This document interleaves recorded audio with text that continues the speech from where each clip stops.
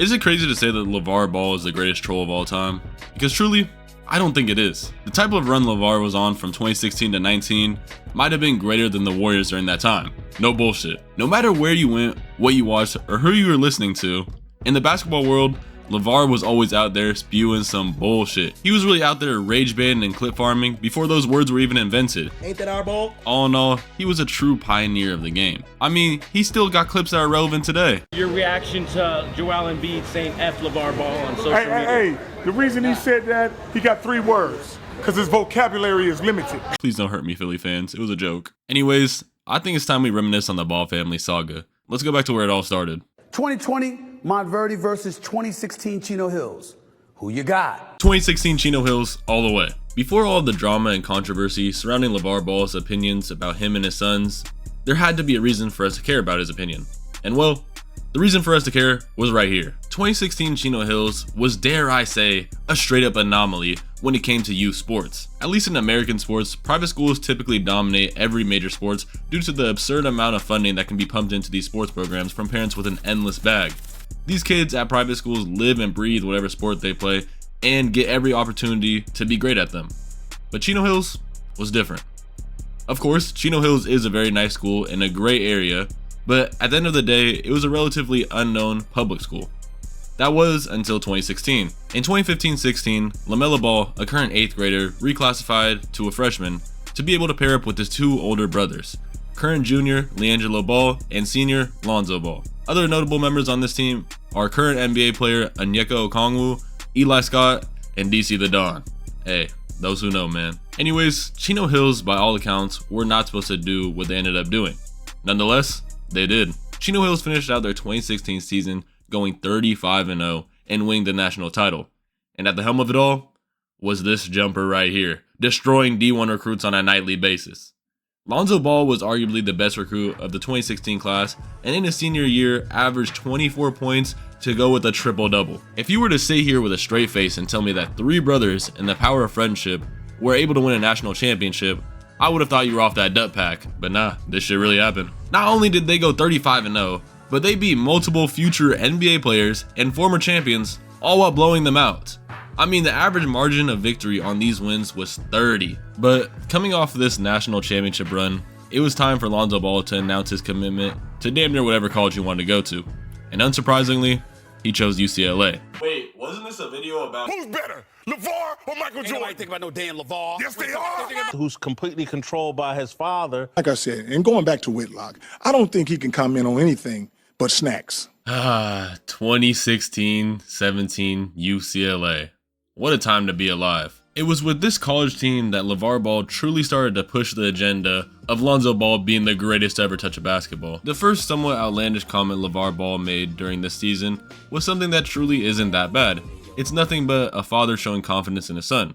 He said that UCLA was going to win the NCAA championship on a broadcast where they were already blowing Portland out by 24. Up to this point in the NCAA season, the Bruins were already 5-0, so it wasn't crazy to say this coming off a hot start. Obviously, it was far too early to call it, but the Bruins were on a roll, and so was Lonzo Ball. They're 23-3, and one of their only losses came off a Dillon Brooks game winner, which is kind of funny to think back on. But all things considered, Lonzo and the Bruins were having an amazing season. And Lonzo in particular was having an amazing season, as he was at the top of most people's draft boards and was hitting threes from deep with the same jumper, was playing a phenomenal defense, and was facilitating the ball at an all-time level. Potential-wise, I mean, everything was there. This guy was a 6'5" point guard that could space the floor and had amazing IQ. What more could you really want from the guy that's going to have the ball in his hands all game? I wonder what Lavar Ball thinks about Lonzo's current performance. I don't know what Steph is about. He's a good player. But He's a 2-time MVP. He can be a 10-time MVP. I still don't think he's better than my son. Lavar Ball leading up to the March Madness tourney was really on a different run. This is where he really capitalized on all of his media attention and just kept shooting them takes out there, hoping that one of them would land. And the first big one to land was the Lonzo better than Stephen Curry propaganda. And may I remind you, this was when Stephen Curry was at the peak of his powers, coming off of 2 MVPs, 1 unanimous, and a 2015 title run. So now, after making all of these outlandish statements, surely Lavar was to back down and just let his son hoop for a little bit. Who's gonna tell him? Oh my god, I gotta talk about Big Baller Brand. So, like most one and done college draft lottery prospects, they're looking forward to signing with elite shoe companies like Under Armour, Adidas, Nike, Puma, shit, whatever. But the whole time Lonzo's been out there hooping, quietly in the background, Lavar Ball has been facilitating the Big Baller Brand, which is his own brand based off of his three sons, which is why it got the triple B's. And on this occasion, Lavar Ball went to say that if Lonzo doesn't sign with Adidas, Nike, or any of the major brands, that he's gonna sign them to the Big Baller Brand, and Lonzo will be the first player to be drafted with his own brand.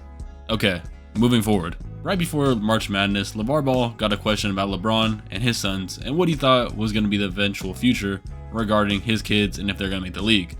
And basically, Lavar Ball said that it's going to be hard for LeBron's kids because they're going to have to be just like their dad, and that's going to be the expectation for them going forward. And I mean, I hate to say it, but looking back on it, Lavar's kind of right on the money. Look at the NBA media and how they're treating Bronny James right now like he's some Make-A-Wish kid or something. I mean, Bronny's not no pushover. Bronny's been averaging good numbers in the G League. He was almost the last pick in the draft, 5 away from it, but he's still producing numbers. He's been getting some good minutes in the NBA. He's been having some solid performances once he gets his chance. I mean, in a few years, he could be a solid rotational player. Low-key, I forgot to mention that Bronny was like 12 years old at the time of that interview, so it was kind of odd to bring up. I mean, I get he got asked the question, but still. Which is why my glorious King LeBron said, keep my kid's name out of your mouth, like he was Will Smith. But now it's time for March Madness. And going up first, the UCLA Bruins win against the Kent State Golden Flashes, in which they handily defeated them, and Lonzo had an alright game, dropping 14 points, 4 rebounds, and 3 assists. Then, moving on to round 2, Lonzo Ball had a decisive win in which he dropped 18, 9, and 7 to lead the Bruins to a 79-67 victory over the Cincinnati Bearcats. Now the Bruins were decisively in the Sweet 16 and had 4 more games left to win it all. And their matchup was the Kentucky Wildcats led by star point guard De'Aaron Fox, but the UCLA Bruins beat them earlier in the season in a game that went down to the wire. So if you were a college basketball fan, you knew you had to watch this game. So surely, with Lonzo Ball having one of the biggest games of his basketball career, there would be no distractions from his father, right? Oh hell no, what'd you think this was? This dude Lavar Ball went on First Take for the first time ever the night right before they played the Wildcats. Something is wrong with you. Yes, sir. You ain't gonna be on the court tomorrow night to help your son either. You know what? Okay? You ain't gonna be there to help him. You better be there to help Kentucky. When he goes to the NBA next year, you ain't. Following that though, it was time for Lonzo to play his game against Kentucky in the Sweet 16. And unfortunately, tragedy struck. Before the game even tipped off, Lonzo received news about his mother and the current health struggle she was going through, which was a stroke. And it kind of took all of his attention away. I mean, for anyone, that would be such hard news to hear, and especially at that time, you can't really be focused on basketball with that lingering in the background. But unfortunately, they didn't win, and De'Aaron Fox ended up dropping 40 in a game the Bruins lost by 10. And in the post-game interview, Lonzo said, to no one's surprise, that that was his last game for UCLA. Now, the last thing Lavar Ball says when regarding Lonzo's college run is that the reason they lost is because they had 3 white guys on the court. Yeah. That's the last thing he had to say. I can't be racist and I got a white wife. This guy is truly one of one. Remember how I said I would get back to the Big Baller Brand stuff? Well, here's where it all comes into play. Lavar tried to ask around to see if any other companies would co-brand, whether it be Adidas, Nike, Under Armour, or Puma, and they all basically said, hell nah. So, Lavar went and he dropped the ZO2s for $500. Surely nothing will go wrong about these shoes. Moving on from that, this dude Lavar Ball might be a damn wizard, because how the hell did he predict a year in advance that the Lakers would get the number 2 pick in the lottery? He said he was going to speak into existence, and he spoke it into existence. So, with the Lakers getting the number 2 pick, it was obvious who they were going to take. And of course, as everyone expected, Magic Johnson selected Lonzo Ball with the 2nd overall pick in the 2017 draft. And now, officially, Lavar Ball was 1 for 1. He was shooting 100% from the field, got his first son to the NBA, and I think it's time to check on the other sons. Liangelo went to UCLA and was ready to play his freshman year there, while Lamelo was a junior in high school and still out there balling. Oh wait, never mind, this guy got pulled out and homeschooled because Lavar was not fucking with their coach at all. I'll come back to this later. For now, it's time to talk about Lonzo's debut and his eventual time in the NBA. Lonzo Ball during the summer actually was out there hooping. He won the Summer League MVP, but he did have his woes, as in the game he played against the Clippers, he shot 2 of 15 from the field. But may I remind you what was on his feet during that game? It was the damn $500 ZO2s, man, those shit stinked. Nonetheless though, Lonzo was out there hooping and was looking like he was going to have a great rookie season. Moving past his disappointing season opener, the second game of the season, Lonzo came out blazing, scoring almost 30 points, 11 rebounds, and 9 assists. He was really out there hooping, not to mention he was 4 of 9 from 3, showing that his jumper just might translate into the league. But elsewhere, things were falling apart. Liangelo Ball and 2 other UCLA teammates on a trip to China for a preseason game stole from Louis Vuitton. The Chinese police found out about this very quickly, so when the feds came knocking on the door, they had no option but to snitch, or their ass was being held for ransom in China for the rest of their lives. The situation was actually so large that current President Trump, who was on a tour in Southeast Asia, actually was visiting China and had to talk to Xi Jinping about getting these boys out the pen. Get out of the pen they did, as they were quickly brought back to the USA, and Liangelo and his 2 other teammates quickly issued apologies and were thus suspended from the team. You may be wondering how Lavar Ball responded to this situation, and I'll tell you, he did what any normal person would do. He started beefing with the President of the United States. Lavar Ball has been less polite towards the president. I don't just be saying thank you because somebody said they did something. And if they did it genuinely, do you really need to come up to me and say, boy, you better thank me? You did send President Trump some baller shoes. I sent him 3 pair, red, white, and blue, to show him we patriotic. I mean, this dude Lavar pissed him off so bad, they say he should have left their ass in jail in China. I mean, when I said in the beginning of the video that Lavar Ball was out there rage baiting, I meant exactly that. He had this dude, Trump, mad as hell. But yeah, after this point, Liangelo Ball's basketball career was basically cooked for a large while. So I think it's time we just spread our focus onto Lonzo Ball and Lamelo Ball. To focus on Lonzo, I mean, this dude had an up and down season, but it's expected for his rookie year. But that didn't stop Lavar from chirping and talking about how Luke Walton was one of the worst coaches of all time and the worst coach that Lonzo has ever had in his lifetime. And I mean, damn near, he's not even wrong, because I know what this guy Luke Walton did to my Sacramento Kings in 2020. It wasn't pleasant to look at. But moving forward, we gotta talk about Lamelo Ball and his journey. And Lavar sent this guy on a crazy journey. The first stop in his journey was after getting taken out of Chino Hills. This dude went to Lithuania. This decision from Lavar Ball lasted about a month or 2, and then Lavar said, hey, fuck it, I'm gonna just make my own league. So then it was formed, the Junior Basketball Association, sponsored by, of course, Big Baller Brand. Yeah, that shit only lasts 1 season, and he has multiple scam cases on it. Lavar Ball kind of went out sorry on this one. But hey, Liangelo and Lamelo were averaging like 40 in that league, for what it's worth. Following that, we got a lot of stuff to keep up with though. This dude Lonzo Ball finished out his rookie year, and he put up some alright numbers, nothing to write home about, but definitely a solid showcase. He was definitely inefficient, but it's only up from here. But moving forward, it is now the 2018-19 season, and Lamelo Ball is now playing for Spire Academy, and Lonzo Ball is now in his sophomore season with the Los Angeles Lakers, and they have a new addition on the team. Oh my goodness, my GOAT is on the Lakers now. I wonder what that boy Lavar Ball thinks about this. And Lonzo is not the best player on that team now. Are you crazy? Are you saying Lonzo better than LeBron? Yes. Well, that checks out. But to be honest, from this point forward, Lavar wasn't really that involved with the media. He kind of started to, fall off.